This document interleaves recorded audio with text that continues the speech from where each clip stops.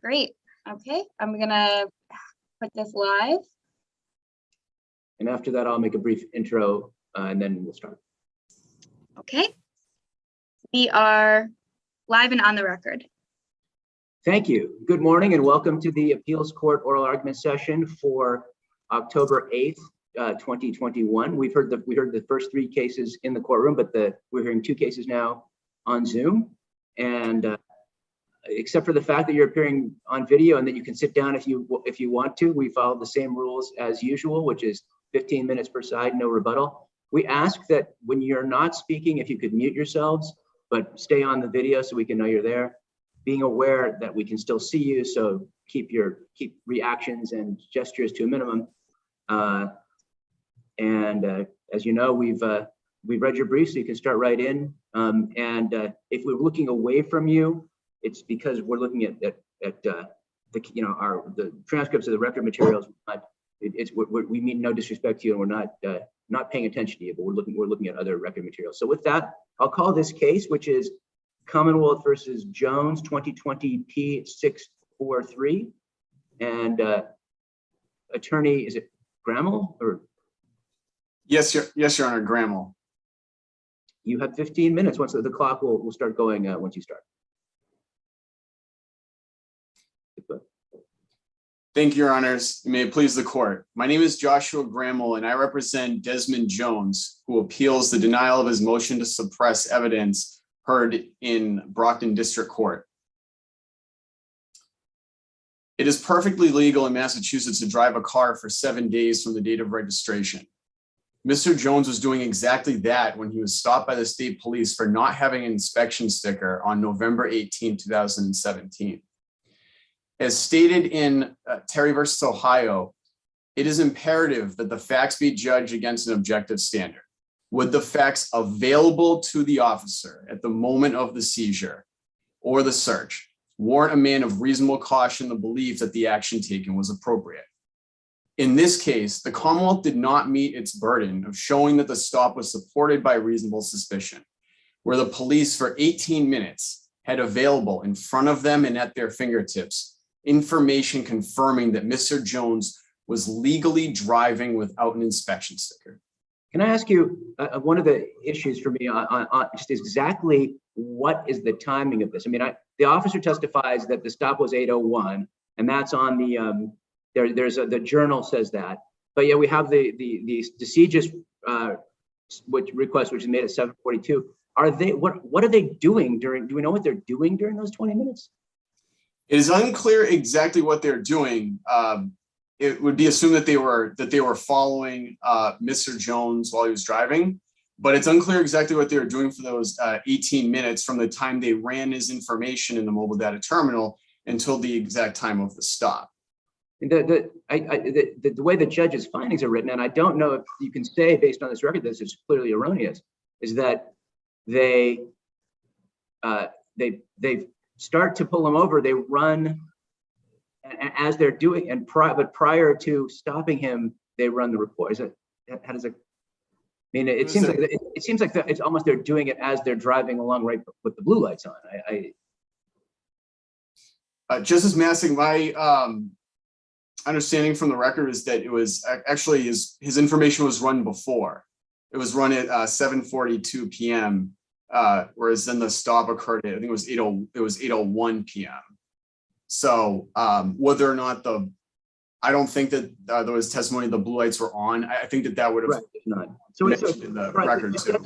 The judge says prior to stopping the vehicle, Trooper Trout ran the license plate, and then the judge seems to find there are two different screens. There's the screen that he's seeing, according to the judge. Screen number one provided information regarding the car's registration, but later he saw R5. So I acknowledge that part can be confusing, and it's so because of what Your Honor did just stated, and because he had credited all of the testimony of the police officer, or Trooper Trout, excuse me, who said first that essentially this is when authenticating the records, this is the screen that would have been visible to you when you ran the plate at the time of 7:42 on November 18th. And that's from page 28 of the transcript. And then where Trooper Trout then says, this would have been, yeah, R, and it's an audible screen, yeah. Then testifies to seeing 3 pieces of information, all of which can only be seen at the same time as the registration date. So Trooper Trout says that he saw whether it was registered, when it was inspected, who the registered owner was. And so that is obviously where, if that testimony is credited, it does create some confusion, because all that information can only be seen on one screen in the entirety of the records that were admitted. And that's on the what's labeled R5 screen, but the screen, I'm sorry, I didn't mean to. Oh, no, I'm interrupting you. The judge says later Trout learned after manually clicking another screen. So the judge finds there's 2 different screens. Is that wrong? It is. I think it is wrong in that it's confusing. We're obviously contesting the error of law here, but it's confusing in that he credits the testimony and then says that it is in the rulings, if what Your Honor is saying, in the presumably after the stop, but it does say manual clicks over to the R5 screen, which is confusing because he testifies to seeing the screen, which is labeled as an R5 screen, and has all this information. There was no testimony, there was no separate testimony that he manually clicked onto another screen, if I recall. There was no testimony that he did, that in this case, he manually clicked onto another screen. But I mean, even if he didn't, your argument is that he should have. That he had an obligation. Yes, Your Honor. What we're saying is that even if he did not, he had this information readily available, and it was something that could have easily, it was a step that could have easily been taken to steal language from Commonwealth versus Mangret, which we cited in the brief. The ease and speed with which this police officer could have looked at this screen and confirmed whether or not Mr. Jones was driving lawfully or unlawfully without an inspection sticker. This is something that this officer should have done. It would have been easy and obviously less invasive than conducting the traffic stop in this case. And because of that, the action was unreasonable. The stop should be the stop should have been held to have been invalid or unlawful, excuse me. So so an officer could not do this, according to you. He sees a car driving without an inspection sticker. He can't just pull behind and pull him over without doing any checking.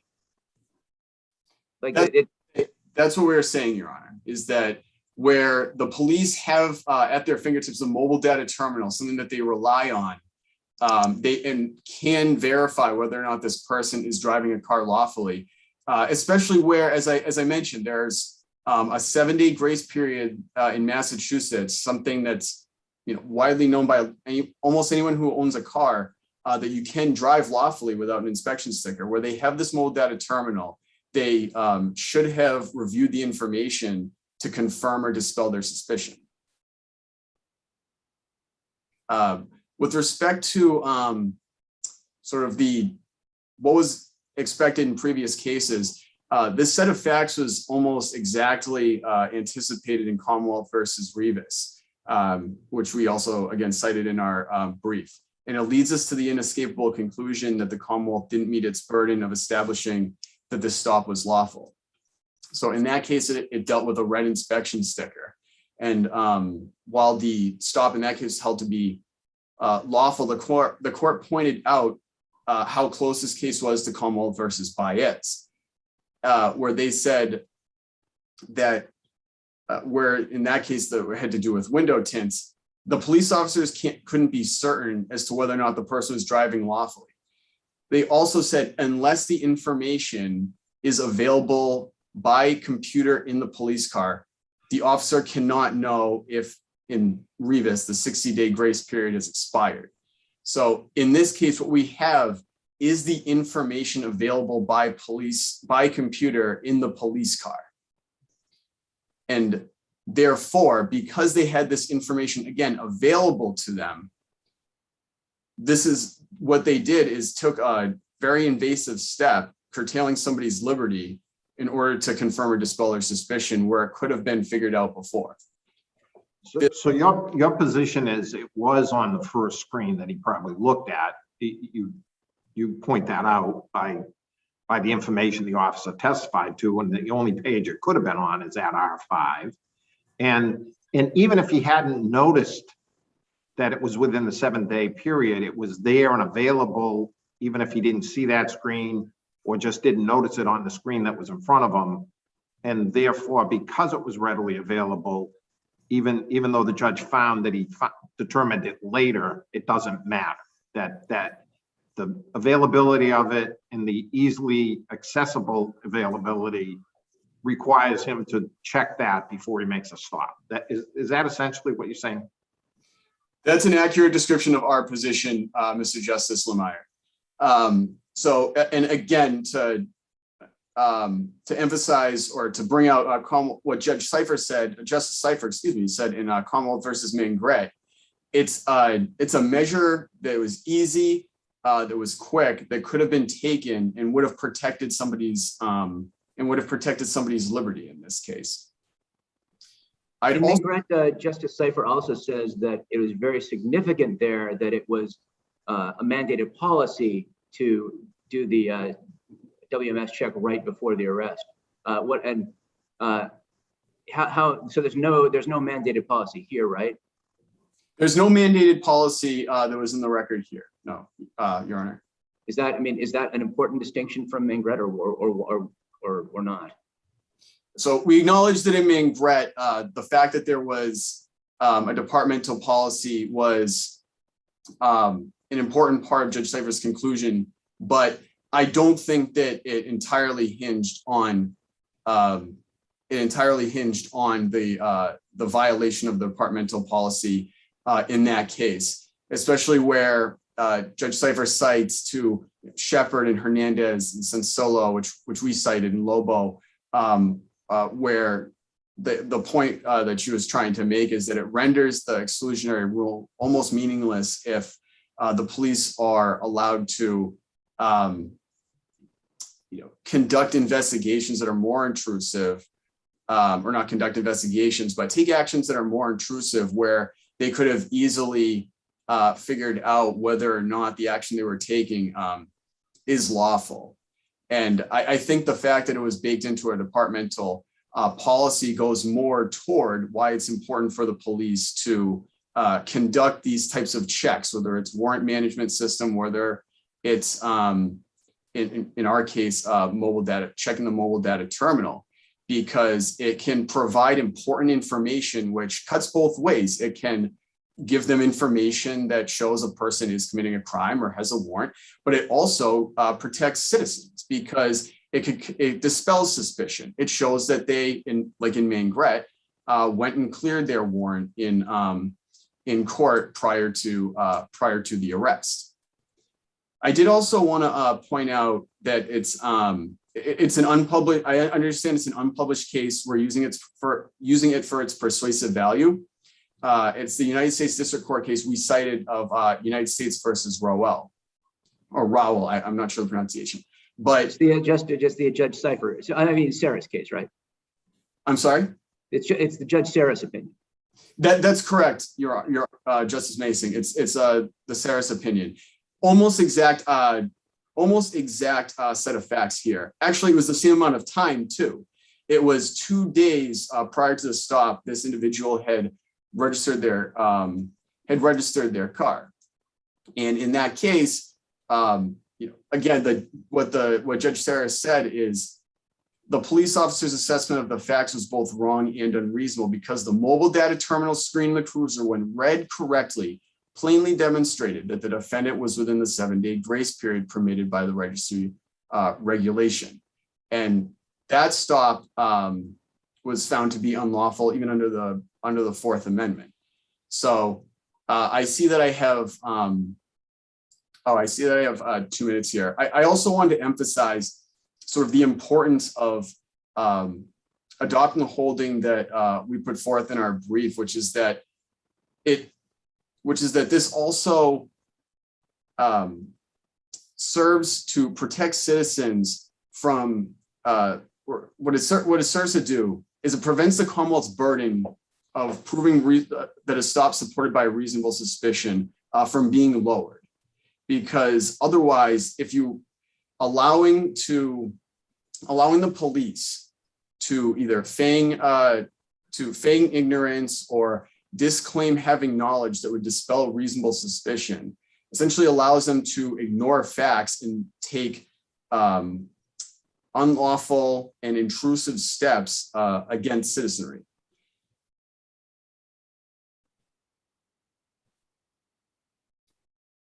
All right, well, I think we get it. Anything else? You got anything else you want to say, or? No, Your Honor, I would just rest on my brief. There are no other questions? Okay, well then we'll hear from the Commonwealth. Thank you, Your Honor. Thank you. ADA Anderson, it's still good morning, so I can say good morning. Good morning. Good morning, Your Honors. Audrey Anderson for the Commonwealth, if it pleases the court.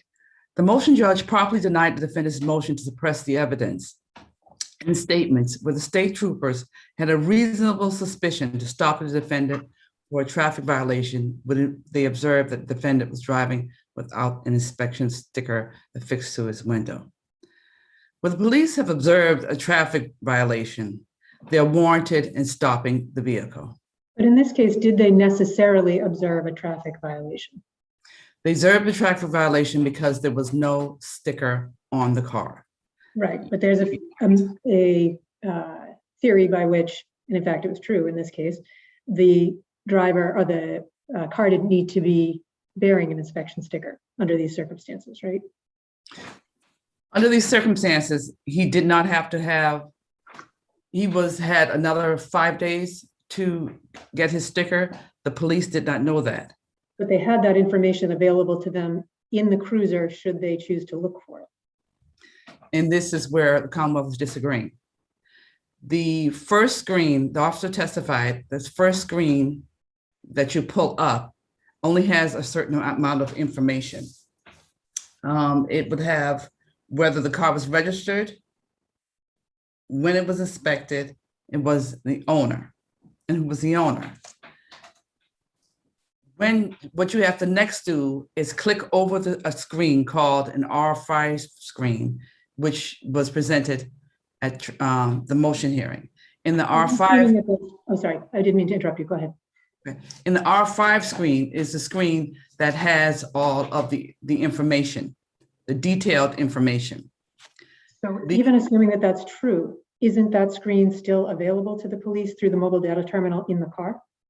It is available to them in the car, but the officer also testified that there are lags of time, that they sometimes just have a long time in between, especially at night.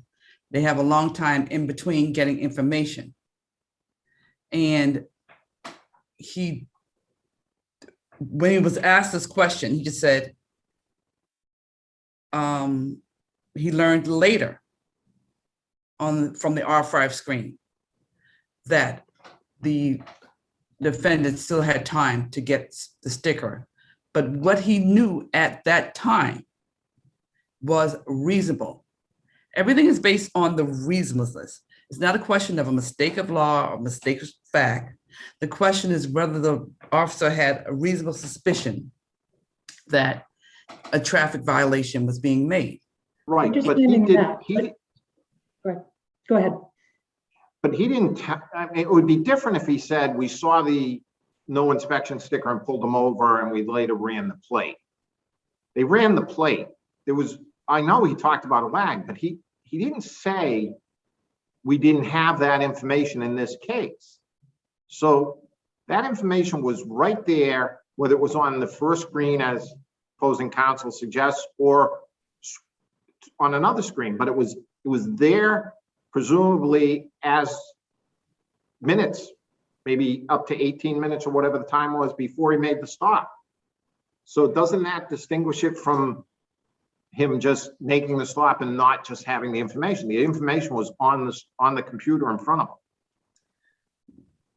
Well, we're saying the information was not on the computer in front of him, and the judge credited the officer's testimony. He's saying on the first screen, he specifically said that type of detailed information is not on the first screen, that you have to go into another screen to get this information. He did not testify that he did or that he did not go into that other screen.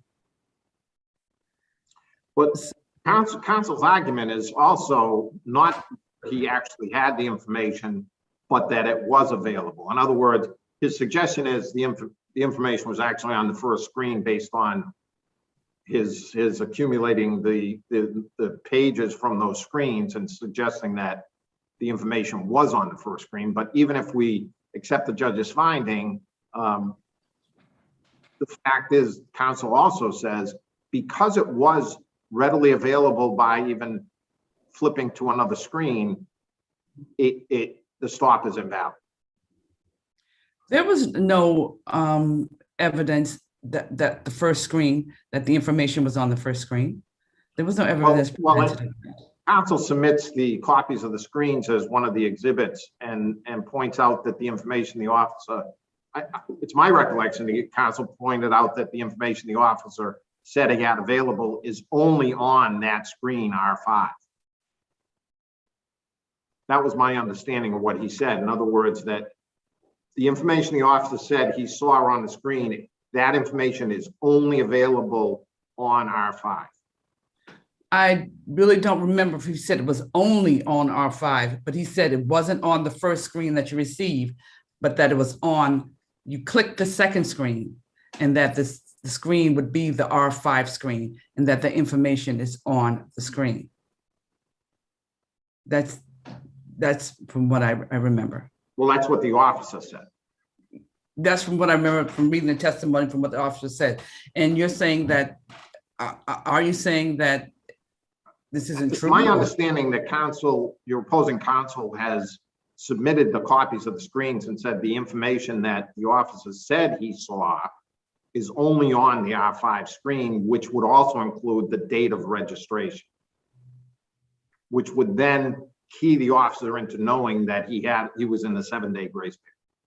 That's not, I'm sorry, Your Honor, but that's not the way I read the testimony, and that's not the way I tried to read the screens that were submitted. They're very confusing. It's the first time I've seen them. And the only screen I saw that had any type of information was the R5. I didn't really notice the first screen. All right, so it's your position, even though R5 was one click away on the computer right in front of the officer, he had no obligation to look at it prior to conducting a full stop. I don't believe that he did have a prior obligation to do that, but we don't know when that screen came up. I mean, he testified, there's lags. It happens often. Well, he wasn't saying it happened here, though. He didn't say it happened here. No one asked him if it happened here either. He just said that that it happens often, that there are lags, and that later he saw the R5 screen. Would it be okay for the officer he sees a car going by without a sticker at all? Would it be okay just to stop it right there without even looking at the screen, without even looking at any screens?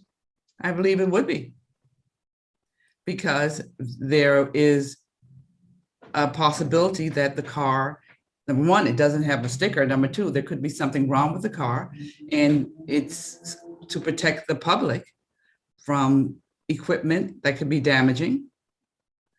And yes, I do not believe that he had to click on anything, that he had to go through the CJIS, that he could have stopped the car. He had reasonable suspicion right there. I don't know of anything that says before you stop the vehicle, you have to go through CJIS. I think it's CJIS, I believe they call it CJIS. I don't know of anything that says you have to go through that.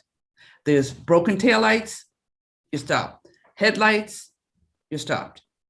I don't see anything where you say you have to go through the computers and look at this and look at that.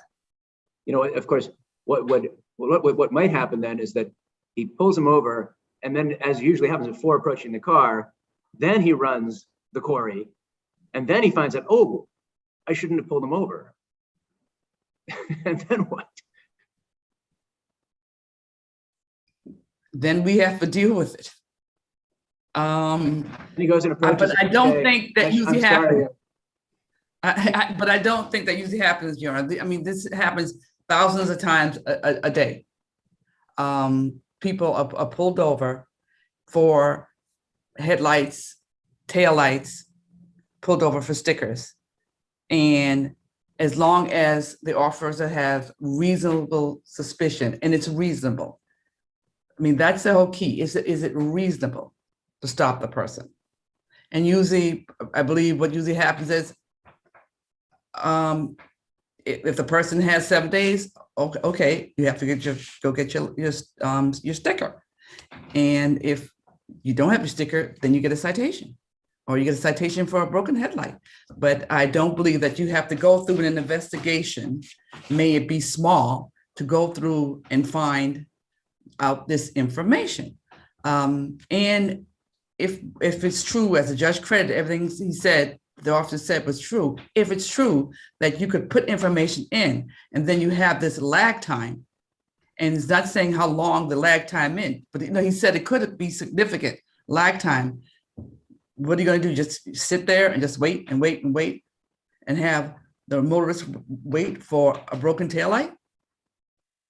Wouldn't the lag time go to what information was available, though? Not that if you checked, wouldn't that argument have more force, I guess is what I'm asking, if the officer had actually checked and there was information that was there, but that was incorrect? That's not the situation here.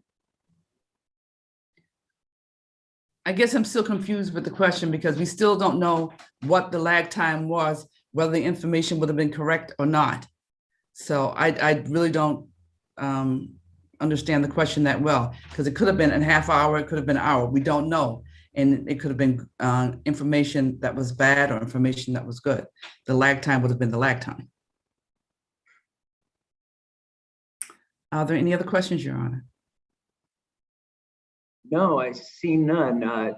Thank you both. Really interesting case. And we'll obviously think long and hard and take it under advisement. So thank you both for your arguments.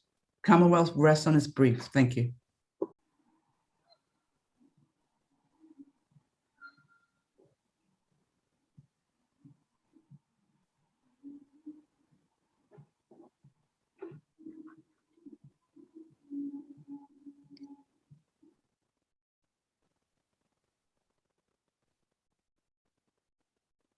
Okay, we are live and on the record. Okay, well, good afternoon and welcome to the Appeals Court Oral Argument Session for October 8th, 2021. This is our last case we'll be hearing today. I think you're all familiar with how we do this. The attorneys are dividing their time in 7.5 minutes each for the appellant, and then 10 minutes for the department and 5 minutes for the child. Recall, this is an impounded case, so don't use names. It's pretty easy here because there's only one mother, one father, one child. So, we've read the briefs, and Judge Lemire and Judge Hand and Judge Massing are all ready to hear your arguments. So I'll call the case, which is 2021 P202, Department of Children and Families versus Mother and Father.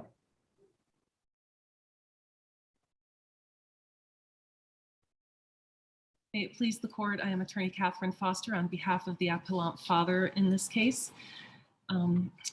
This court reviews as many as 150, I think, child welfare appeals every year that have feature a constellation of parental deficiencies, substance abuse disorder, untreated mental illness, unstable and sanitary housing. None of these issues are present in this case. Leaving the court with the question, what is the parental deficiency? And at the beginning of this case, in September 2017, there was an incident between the parents that led to the child's removal. In response to that, DCF asked father to complete services, which he did find and complete. In addition to what DCF requested of him, he completed anger management, and the couple enrolled in couples counseling together. So the stated concern was domestic violence, but we know that by the time of trial, this was not a great concern for the department, and in fact, somewhat pretextual, because the department had been allowing the parents to visit together since June 2018. And from June 2018 until November 2019, the social worker never had a single concern about the parents' interactions with each other or their child at a visit. In addition to that, the case... Can I ask you just one quick question here on a factual question? Both of the appellees cite the social worker's testimony based on the report of the previous social worker that your client came into court with a black eye on one occasion and said he was afraid of the mother. Is that when did that happen? Is that supported by the record? It's not supported by the record. I'll maybe let Mother address that, because she has pointed out that it isn't supported by the record. And also, there was an incident in March 2018 where father came early to a visit, and he asked the then social worker to say that he'd been there for 2 hours, because if not, Mother would get mad. And as far as actual record evidence, that's the last kind of indication that the couple was still arguing. As I understand it, was still in the record. So in addition to the visits, the caseworker also testified that DCF's policy is not to allow parents with a concern of domestic violence to visit together, and they did. She also testified that it is normal practice to find out whether or not there's ongoing domestic violence to call police departments. And she testified that she did monthly call multiple police departments in the surrounding communities for mother and father and never found any. So there were no police reports. DCF saw them together weekly and never had a concern. They worked well together in the community. Their anger management counselor, who was at first reluctant to let a couple participate in anger management together, said they were perfect, attentive, and that it worked out very well. So if this father, who was either a perpetrator or a victim years before of domestic violence, did services, no violence happened, and even DCF recognized that it wasn't a problem, then where is the deficiency? In the absence of other evidence, DCF turned to the issue of bonding with the foster parents. But this court has recognized in adoption of RONA that considering the issue of a bond, which is presumed in every case with the foster parents, is not appropriate for termination decisions, because then every case would result in termination. Children bond to the caregivers that they see every single day.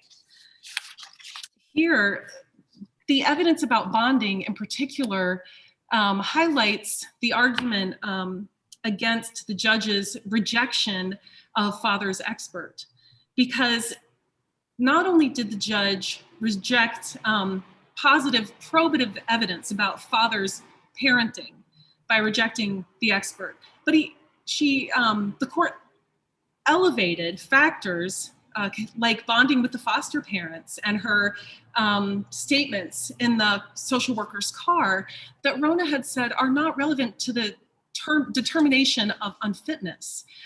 And not only that, but by elevating— Whose statements in the social worker's car? The child's. Okay. For instance— Go ahead. So you make, didn't the judge have a reasonable basis for preferring the social worker's testimony over your expert's testimony? I mean, just because your expert's an expert doesn't mean that they're entitled to more deference than any other witness. That's normally the case. But in this case, not only because of the extreme disparity between the credentials and the reliability and the credibility of the 27-year doctorate and the 1.5-year associate degree caseworker, but also the fact that the the very facts that the judge elevated and then underweighed are facts that are not supposed to be even involved in the calculus of unfitness.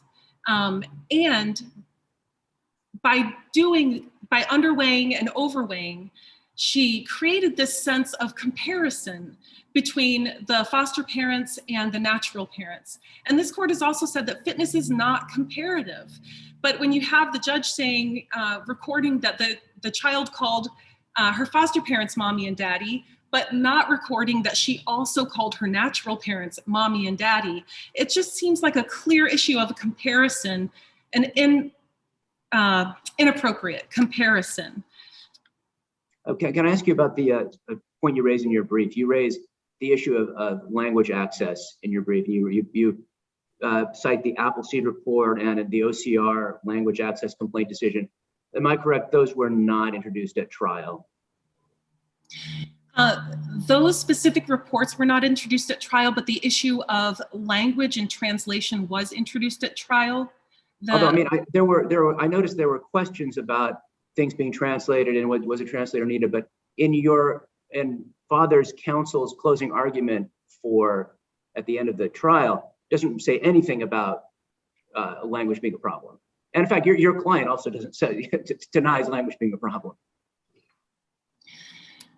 Well, the real tragedy here is the fact that DCF so dramatically failed to fulfill its responsibilities to this limited English proficient client under the law, under regulations, under its compliance order, and then for the court to then also fault the father on the basis of something like not signing his service plan, which was never given to him in English, which he never said he could read English. In fact, at trial, he said he couldn't read English. And it's also He said he's better speaking than reading. That's what he said, right? Yeah. Yeah, but even then, proficiency or even functional English is not the same as fluency.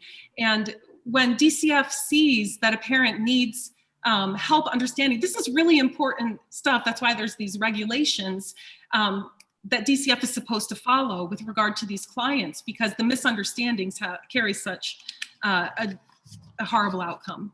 Okay. Well, I'm gonna have to stop you there unless there's other questions from the other judges. No. Okay. We'll then switch over to Attorney Chayette. Is every single case you get before me, or do you have many more cases and is it just a coincidence? I've thought of that. No, I do occasionally appear before another judge. Okay, good. But yes, I've had the privilege and the pleasure of appearing before you multiple times, Justice Nassing. So may it please the court, Kara Chayette for the mother. There are two principles that I'd ask the court to keep in mind. The first is that the term unfit may have moral overtones, excuse me, but the determination whether a parent is unfit is not supposed to be a moral judgment. It's not supposed to be about whether the parent is a good person. The second is that these cases are built on the idea of redemption. DCF removes a child because a parent has grievous deficits, concrete deficits that put the child at grievous risk. And we're going to give the parent the opportunity to redeem themselves by fixing those deficits. Both of those principles were violated here. And my proof draws a little bit on what Attorney Foster just said. This is not a case where we have drug or alcohol use or abuse, mental illness, medical neglect, child abuse, a lack of housing or unsanitary housing, cognitive deficits, special needs of a child. What this case also doesn't have is that parent whose path to redemption is too little too late. How many cases that you hear every year involve a parent who it's like the light bulb went off a month before trial, and that's when they enrolled in the batterers program or the domestic violence class. Here it was just the opposite.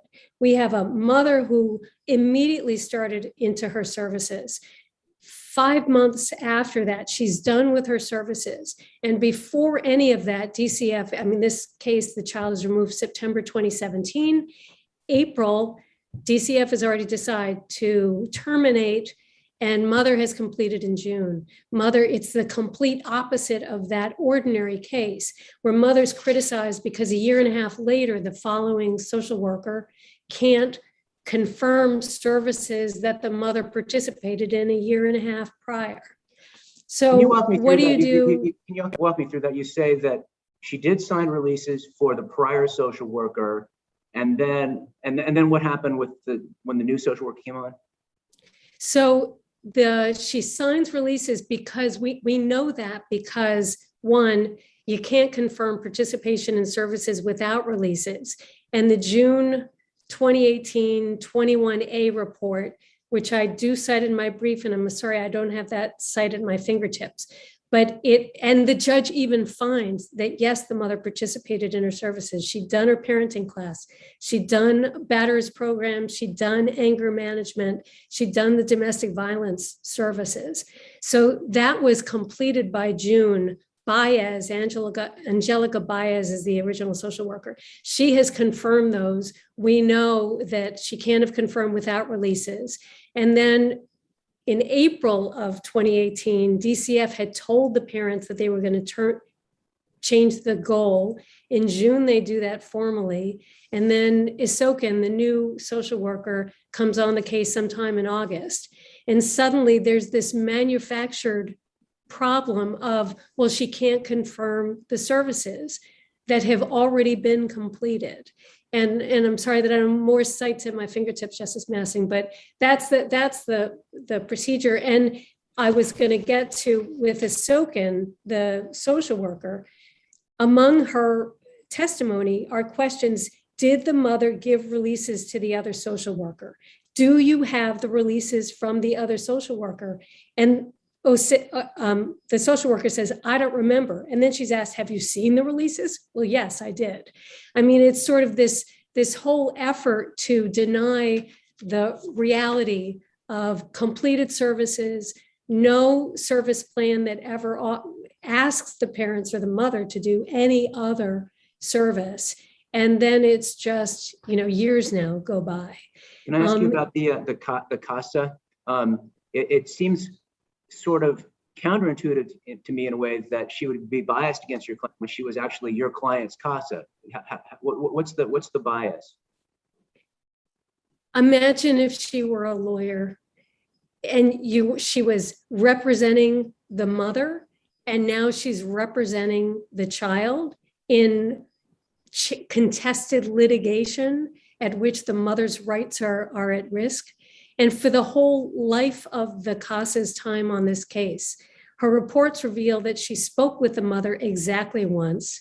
Her negative assessment of the mother and the mother's engagement with her daughter at visits absolutely is baked into the judge's negative assessment of the mother's fitness, which brings me. Is that just, I read those too, and I see you're saying there's sort of like an inherent conflict is what you're saying. Like, you wouldn't even go to whether there's an actual conflict because there's a apparent conflict. But that said, the reports seem to be fairly objective. That she's saying that mother is just not, is standing to the side and not engaging.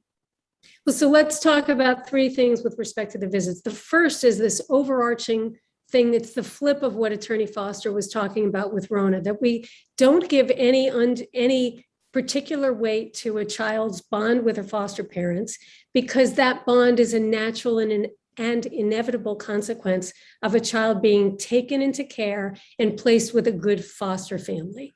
The flip of that is that we shouldn't be giving any particular weight to what happens in visits in this artificial construct of a little DCF room where you're seeing your kid a couple of hours a month, where the kid may not warm up, right? Every single case has the creation of a bond with a foster parent and a disruption of a bond with a parent. As a procedural matter, those facts move a parent closer to termination. But as a matter of evidence, that stuff is inappropriately considered if we're considering a parent's evidence. There's also this willful blindness of a young woman who was 17 when she had her kid. She's in high school. She doesn't have any siblings. It's not like she grew up taking care of her little brother and little sister. And now she's thrown into the situation. Baez's reports of the mother's connection with her child and her capacity to relate with the worker and with her child were quite favorable until the CASA started showing up at every single visit. The expert, even although it was stricken, mother testified that she could hear the CASA making negative comments about her from the doorway. And the expert, although I noted in a footnote that it was stricken, heard it as well. So there was not anything, any love here. But the source of the bad assessments was this social worker who couldn't be trusted, who couldn't even testify, said she didn't remember if she'd ever had a conversation with the mother. And a CASA who should have had no business being anywhere near this case. And the judge had no business relying at all on anything. And I'm 2 seconds. The 800-pound gorilla in this room is the moral distaste that everyone had about the genesis of the relationship that was based on allegations that the judge at finding 44 expressly said, I declined to credit it. But that's the only thing that helps this case snap into focus. And that's a moral judgment. It had no business here. And I'd urge the court to vacate the decree. Okay, thank you. Guys, I have one more question for you before you, idea of the father and the mother doing joint visits, whose request was that? What DCF said is, there's testimony, I think it's at page 258. Why did DCF permit joint visits? Because they said they were in a relationship. That's what the social worker said. And then, is it normal for DCF to allow joint visits if there are domestic violence concerns? No. Is it DCF's policy or practice to permit joint visits? No. All of those sites are in the brief. But so it was passed along as, well, they were together, so we let them, which makes zero sense. It makes zero sense. Thank you. Thank you. Okay, I think we're hearing from the department first, and I don't want to mispronounce your name. So how do you say your last name? Hoke. Hoke. Attorney Hoke. May it please the court, Natalie Hoke for the Department of Children and Families. And I'll start out by answering that last question. It was child's attorney's request for the parents to have joint visits. At a report hearing in June 2018, the attorney stated that we all need to face reality. The parents are remaining a couple. They want to parent their child together. So their visit should be together and their services should be together. The department honored that request by the next report hearing, which was a month later. Thank you. Every single care and protection case that comes before this court has a tragic backstory, and this case is no exception. However, distrust of the government and the department and a traumatic history does not give the parents in any case a license to neglect their child and subject that child to additional trauma. Ultimately, this case involves a mother and father who, at the time of trial in this case in 2019, on the second care and protection that was filed against their daughter, had not meaningfully engaged in their services that were intended to address the domestic violence in their relationship. Well, so I mean, I read the record a little differently. It seems like for each of them, they both tried one program that they had that they failed at, but then they each did 3 programs that they succeeded at. They did participate in services, but they didn't do so meaningfully. Essentially, they showed up and attended their programs, but as evidenced by the record, in which the last incident that I could point to in the record is in August 2018, the new social worker took over, and sometime after that date, father told the social worker directly that he was scared of mother and mother hits him. And then back in March 2018, father came to a visit. I'm sorry, say that again. That he told the new social worker that? Yes, so there was her testimony is that was something that she read in the other social workers report. So there was 2 different lines of questioning. The first one was about the black eye, in which the social worker testified that father had told the previous social worker that mother had given him a black eye and he was scared of her. Then sometime, and unfortunately there's no specific date, but we know it's after August 2018, that's when the new social worker took over.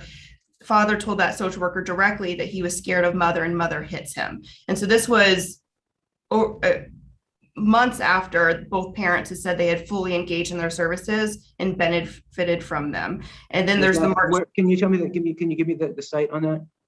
I don't have the site, but I cited to it in my brief. Is it in the transcript or in an exhibit? It's in the transcript. Okay. Go ahead. And so while the parents did participate in those services, they did not do so meaningfully. And even the participation that they did have in those services, they weren't upfront with a lot of those services about why they were engaging. And for example, the couples counseling, which the parents did take it upon themselves to go to, the therapist reported to the social worker that the therapist didn't know why the parents were attending couples counseling because the parents didn't even tell the therapist. So it's concerning that while the parents are participating in services, and if I just might acknowledge that nowhere in the record does father testify that he didn't know what was being asked of him, that he didn't know what services were being requested because of the language barrier. If anything, father is showing that he did know what was being asked of him and he did go to those programs, but the issue is that he did not meaningfully participate in those programs in any way that mitigated the domestic violence in their relationship or even the anger issues. And that's evidence as mother and father continuing to argue with the social worker, even mother arguing with the social worker in front of the child at one visit, parent-child visit. And so, can I ask you if we, you know, I hear you saying there was continued evidence of domestic violence or anger, but if we were to strip the finding of domestic, if we were to disagree with that and to strip away the finding of domestic violence, would there be clear and convincing evidence of unfitness? yes, so the parents were voluntarily absent from visitation with their child, which demonstrates that they were parents of convenience. Father testified that he often didn't attend visits voluntarily when the visits weren't able to be accommodated to his schedule. Right before trial, mother missed almost 3 entire months of visits and refused to explain why. She did not give an explanation to the department, and when asked directly at trial, she refused to explain why. And so although she did offer, she did offer to tell the judge, and the judge yes. said, no, that's not how we do. Yes, but she refused. To this day, we do not have an explanation of why mother had missed almost 3 months of visits immediately before a trial. And then also the visits mother did attend, while the department does acknowledge that some visits did go well and the parents did engage in some visits, but over 2 years, what the evidence shows is that parents weren't always fully attentive to their child's needs. For example, at one of the visits, mother was told the child has a soiled diaper and that she needed to change her. She left for 5 minutes and came back and said she was changed, but her diaper was still soiled. At another visit, mother was observed to be struggling changing the child's diaper. So while the parents, more father than mother, did interact with the child, their interactions weren't always appropriate and demonstrating that they could care for the child. And for example, as to the child's state of mind, which the court did properly consider with the comments that she made before, during, and after visits and her presentation, she would often tell father, don't take pictures of me, don't hug me, you're not my family. And so that goes, moving on a little bit to the significant bond, and that the court did not abuse its discretion in determining that visitation there did not need to be a visitation order because there was no significant bond. And the court was correct to discredit the expert's conclusion. I'm sorry, but not in terms of visitation, but in terms of the finding of unfitness. Where am I going with this? Did the judge give too much weight to the child's thriving in the foster family, as opposed and doing a comparative thing as opposed to the unfitness of the parents? I don't believe so. If anything, the judge spent most of the findings on the parents' unfitness. There are findings about the child's interaction with the foster parents and the child's own statements, but the judge did not determine that it was a decisive factor in her decision that the parent's right should be terminated solely because of that bond. If that was the case, the judge would have needed to make the explicit findings as outlined in Adoption of Catherine, but the judge did not do so, further demonstrating that that was not the decisive factor in this case to terminate the parent's rights. Would the judge have had to explicitly say this is the determining factor for me, or can we make an assessment based on our reading of the judge's findings and conclusions where she put her decisive factors. I think the court could take the findings as they are and also come to that same conclusion, and that there's evidence, there's over 100 findings, I'm forgetting the specific number now, of evidence of the parents' unfitness.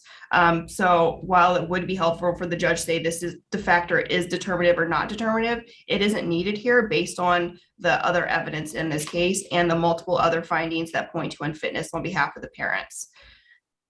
Can you explain why the failure to re-sign the releases is a problem? So when the new social worker took over the case, the new social worker needed new releases because releases often expire after a year. And also releases are only usually signed to release information to a specific social worker. So the previous— Was there any new information that she needed to get? Since trial was coming up, it's unclear from the record, but my assessment would be that the social worker needed to follow up to verify that the parents, since the issue is whether they meaningfully engaged, follow up more on that issue. But then also the parents were presenting as a couple and did say that they were attending couples counseling, and the social worker, until she got the releases signed in July, was not able to access that information.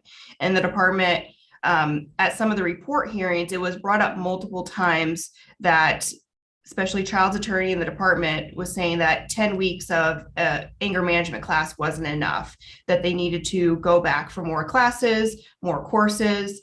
And obviously the parents disagreed, but it would have been the department's hope that the parents continued to engage in services and hopefully get to a point where they would meaningfully engage and move on from the domestic violence in their life. But the court did find that it was able to rely on past indicators of the domestic violence in the relationship, that even though we don't have a police report before us in 2018, we do have father's own statements, father and mother arguing with the social worker, and even father showing up at court and the translator having to tell the judge, he's so angry, Your Honor, demonstrating that the parents, even though they engaged in domestic violence services and anger management, they did not meaningfully engage by their presentation at trial itself.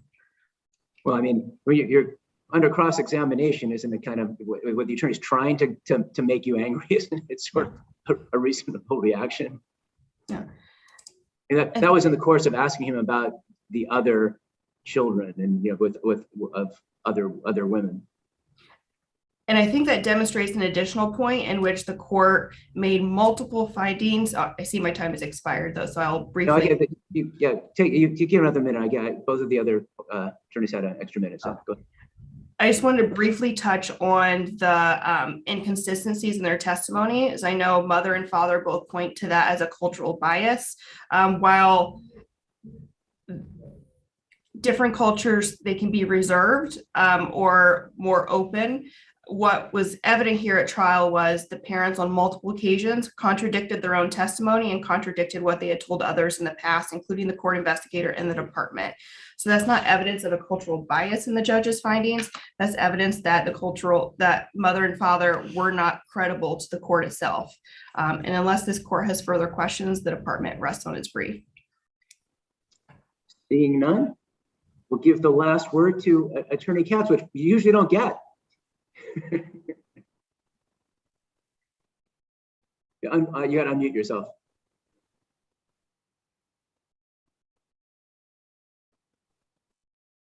Can you hear me? Yes. Yeah. Thank you, Your Honors. Daniel Katz for the child. First, I want to address, I believe it was Justice Massing's question about where in the record was the evidence that father came to the DC office with a black eye and said that he was scared of mother, and also that he said that mother hits him. Those can be found in the transcript, pages 283 to 284, and then at page 304. Oh dear, you're we're having a little bit of trouble there. Do you not hear me? You froze for a second. I heard 30. 304 is the site for the father coming in to say that the mother hits him, and 283 to 284 in the transcript is the site when he came to the office with the black guy and said that he was scared of mother. 2 days before the child arrived at her new home, Your Honor, when she was only 13 months old, she was soaked in urine and wearing a diaper that was too fit for her. And this is while she was in the care of her biological parents. 3 days before she arrived at her new home where she currently lives.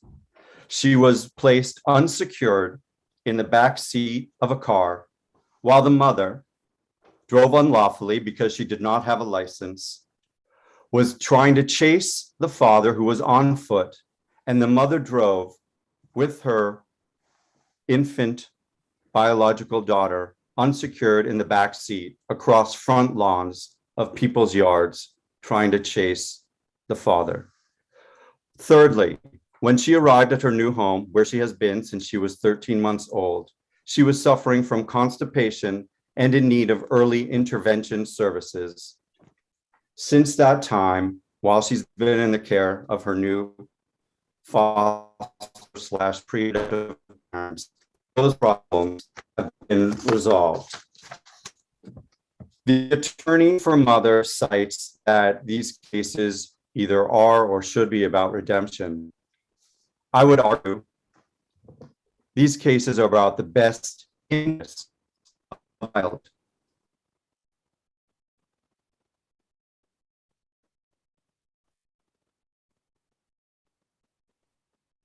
Why did she drive unlawfully and risk the life of the infant? Why did she not come to visit for 2-3 months? Why did she skip the foster care review the week of September 20th, 2019, because it was not at a convenient time? It's not enough to just say you participate in services. The mother was unable to follow instructions to change the diaper. After being prompted, she was unable to do so. This is what this court should consider namely accepted part of being a parent. When a child soils themselves, you change the diaper. Both parents talk about participation in services, but as I said, your honors know, it's not sufficient to just participate. And let's look at the testimony of the man, the counselor, who through 10 sessions and 10 sessions, the answers parents gave to the questionnaire. Well, the man who testified, the counselor, was unable to say whether they actually benefited from the services. It's not enough to simply participate. And mother didn't even fully participate. Why did mother in one anger management class have her own mother, the maternal grandmother, take her place in the class? Is that looking out for the best interests of one's biological child? Is the father telling the DCF worker that he was scared and that mother hits her, and then not fully completing meaningfully the services? That is not sufficient. Both parents did not disclose to this counselor a history of domestic violence. Father also missed some visits because they were not at a convenient time. And both father and mother also were unable to change the diaper when the child was soiled. That is a basic act that a parent must do to be considered capable and able to demonstrate that they can parent a child. That was absent here. Visits are important. One of the appellant attorneys thinks that the judge put too much emphasis on what happens at the visit. That is not the case. That is not the law. The fact that mother was unable to engage many times, not always, but many times with the child, shows a lack of an ability to parent, despite whether she took some classes or not. There's evidence in the record of police intervention coming because of arguments between the parents. There is evidence. Attorney Couch, I think I've let you gone over for a while. Okay. I'm going to stop you there, but I want to ask you something unusual. You were breaking up a bit, and I'm going to give you the option. You don't have to take it.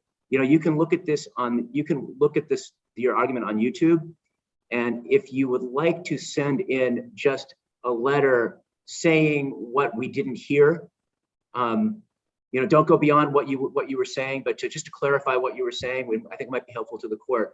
You don't have to, but if you would like to take the opportunity to sort of transcribe your argument, I think you may. Okay, can I leave you with one last thing? Yes, one last thing. 15 Okay. seconds. Okay. You really want the last word. When the social worker, Miss OZ, takes the child back to her foster/pre-adoptive parents' home, the child says, "I'm home." The child is home in her new home. Thank you, Your Honor. Okay. Thank you all.